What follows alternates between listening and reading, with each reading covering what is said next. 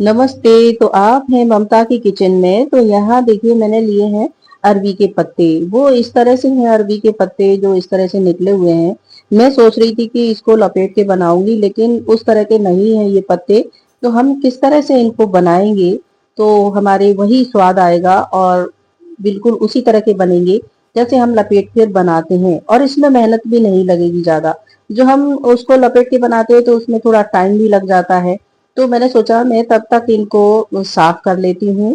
तो इसमें जो डंठल होते हैं इनके तो वो हमें निकाल देने चाहिए, और इसको हमें अच्छी तरह से खोल कर धुलना चाहिए इन पत्तों को, कि अंदर इसमें कोई कीड़ा तो नहीं है या किसी भी तरह की गंदगी तो नहीं है। तो हमने इस तरह से इनको धुल लिया है अच्छी तरह से, पत्तों को अच्छे साफ पानी से ही धुला है। तो अब हम इसको क्या करेंगे कि हम इसको काटना है हमें। तो हम ज्यादा इससे कोई फर्क नहीं पड़ेगा, बारीक कट जाए या मोटे कटे तो कोई दिक्कत नहीं है। तो उससे हमें कोई फर्क नहीं पड़ने वाला है। तो मैंने इन पत्तों को इस तरह से काट लिया है। तो हम जो बनाएंगे कि ये रेसिपी जो है बच्चों को बहुत अच्छी लगती है।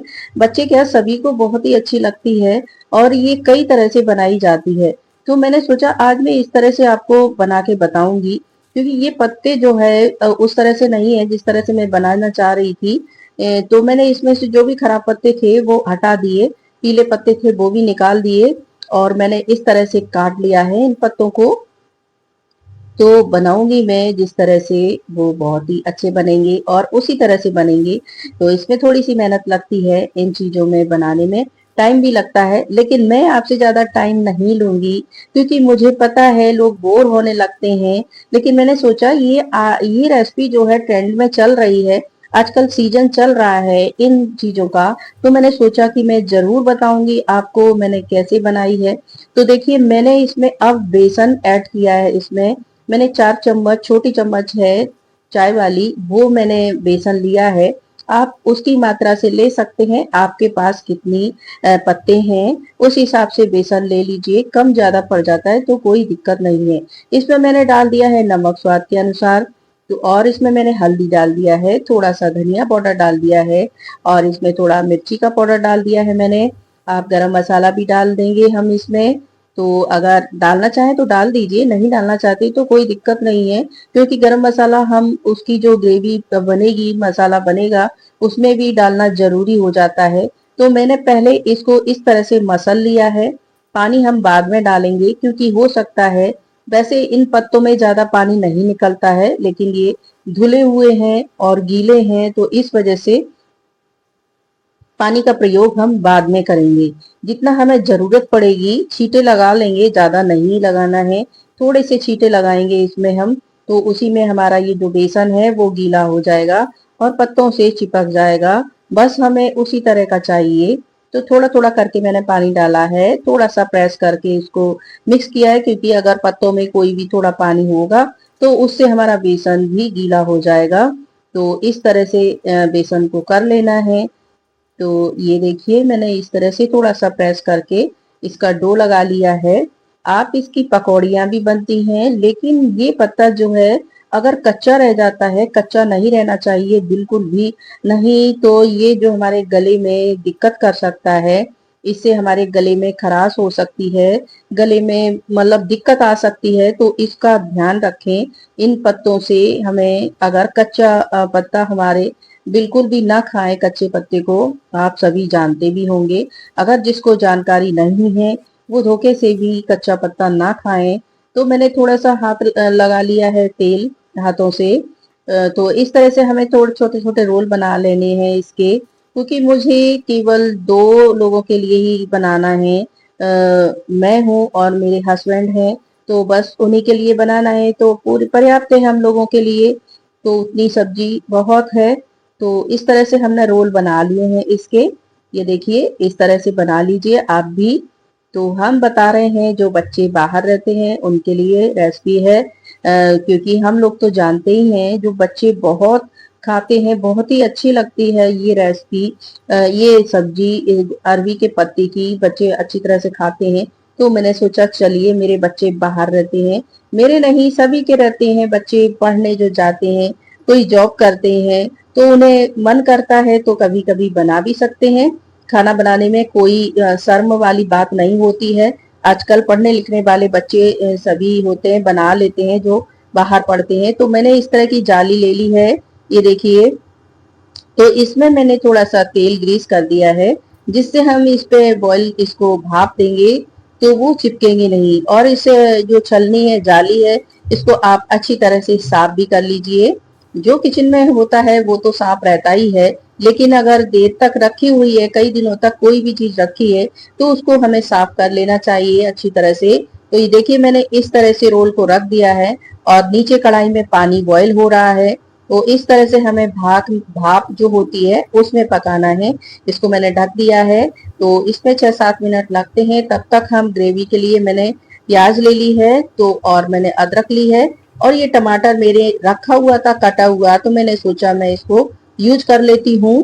फेंकने से तो अच्छा है यूज कर लेना चाहिए कोई भी चीज को। लेकिन टमाटर आप डाल सकते हैं, लेकिन मुझे नहीं टमाटर अच्छा लगता है, तो मैंने पर्याप्त है थोड़ा सा रखा था वही डाला है, ज्यादा नहीं डाला। आप डाल सकते हैं उसको, आप मिक्सी में उसका पेस्ट बना के यूज कर सकते हैं। तो ये देखिए, अब हम इसको पलट देंगे। 5-6 मिनट बाद हम दोनों साइड से पलट देंगे, इस तरह से और पक जाएंगे। वैसे ये पक चुके हैं। तो तब तक मैंने ग्रेवी तैयार की है, तब तक ही इसको जो है मैंने पलट दिया है। अब पलटने के बाद मैं देखूंगी, तो इसका देखिए कढ़ाई का पानी भी पूरा मतलब जल गया है। और अब मैं निकाल लेती हूँ इनको ठंडा होने के लिए। तो दूसरी थाली में मैं निकाल लेती हूँ इनको। जब ठंडे हो जाएंगे तभी हम इसके पीस करेंगे। तो इस समय कढ़ाई बहुत गर्म होगी, तो थोड़ा सा भी टच हो जाता है तो बहुत ही जलन होती है। तो यहाँ मैंने सोचा बीच में मैं ये आटा मिला लेती हूँ, लगा देती हूँ। ये मैं अपने हस्बैंड को देती हूँ। मल्टीग्रेन आटा है जो डायबिटीज के पेशेंट को दिया जाता है। मैं इसी की रोटियां उनके लिए बनाती हूँ। तो मुझे बहुत उलझन हो रही थी किचन में, क्योंकि मुझे काफी काम करना था, हस्बैंड को भी नाश्ता देना था, और ऊपर से मुझे ये देखिए वीडियो भी बनानी थी। आपको मेरी परेशानी दिख रही होगी। तो काफी मैं उलझन में हो जाती हूँ, क्योंकि ये देखिए मैं लगा लेती हूँ इस आटे को। तो मैंने बीच में लगा के रख दिया है, क्योंकि इसको फूलने में टाइम लगता है। और ये मैंने मसाला भी पीस लिया है, प्याज वगैरह मिक्सर जार में डाल के। अब ये ठंडे हो चुके हैं, तो मैं इसके पीस कर लेती हूँ, बताती हूँ आपको कि ये देखिए कितने अच्छी तरह से पक चुके हैं, और ये सॉफ्ट भी हैं एकदम। अगर ज्यादा बेसन हो जाता है तो इसके जो गट्टे होते हैं तो वो थोड़े से टाइट हो जाते हैं। तो हमें इस बात का ध्यान रखना है।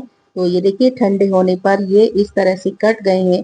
आप इसको फ्राई भी कर सकते हैं, इनको तल भी सकते हैं, लेकिन मैं नहीं करूंगी, क्योंकि ये जो अरवी का पत्ता होता है, अरवी होती है, वो काफी गरिष्ठ होती है। अगर हम इसको फ्राई कर लेंगे तो ये और भी ज्यादा गरिष्ठ हो जाएगी। अगर आप इसको फ्राई करके बनाना चाहते हैं तो फ्राई कर लीजिए, लेकिन मैं नहीं करूंगी। तो यहाँ तेल गरम हो गया है, तो इसमें मैंने तेज पत्ता डाल दिया है, जीरा डाला है, और हींग डाल दी है।